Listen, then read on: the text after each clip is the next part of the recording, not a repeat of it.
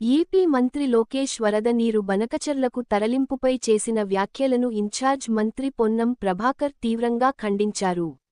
వరద జలాలపై అసమంజసమైన ఆరోపణలతో ప్రజలను మభ్యపెడుతున్నారన్నారు. నికర, మిగులు, వరద జలాల మధ్య తేడా గుర్తించి మాట్లాడాలని హితువు పలికారు.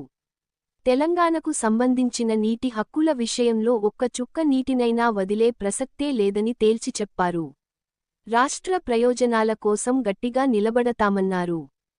మీదుగా మిగులు జలాలతో తీసుకున్న తర్వాత వరద జలాల గురించి ఆలోచించాలి.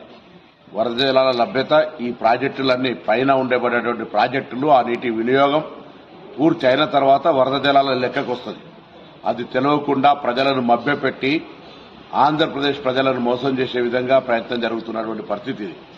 తెలంగాణ ప్రజలకు సంబంధించిన హక్కు ఆనాడు ట్రిబ్యునల్స్ కేంద్ర ప్రభుత్వాలు నిర్ణయం చేసిన ప్రకారంగా మా నీటిని ఒక చుక్క కూడా వదిలిపెట్టుకోలేం. గతంలో ప్రభుత్వం ఏదైనా పొరపాటు చేస్తుంటే మీరు ఒక పద్ధతి ప్రకారంగా ఉండాల్సినటువంటి సీనియర్ నాయకుడు చంద్రబాబు నాయుడు గారు, వారి పట్ల అందరికీ గౌరవం ఉంది. కానీ ఈ దిశలో నీటికి సంబంధించిన అంశంపై ఇరు రాష్ట్రాలు ఘర్షణ వాతావరణం తెచ్చుకోవడం మంచిది కాదు.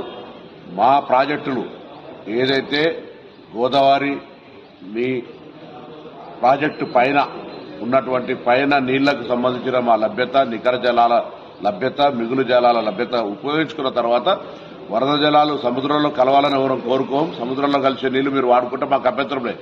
కానీ మా కోట, మా వాటా, మా నీళ్ల యొక్క వినియోగం పూర్తి కాకముందే మీరు వరద జలాల పేరు మీద దాన్ని ఏదో చేస్తున్నామని చెప్పి దాన్ని ప్రాంతీయ అసమానతలు రెచ్చగొడుతున్నారనేటువంటి మాట తేవడం పొరపాటు. మేము మా రాష్ట్ర ప్రయోజనాలు, మా రాష్ట్ర రైతుల హక్కుల కోసం బాజాప్తా మాట్లాడతాం, మేము కాపాడుకుంటాం.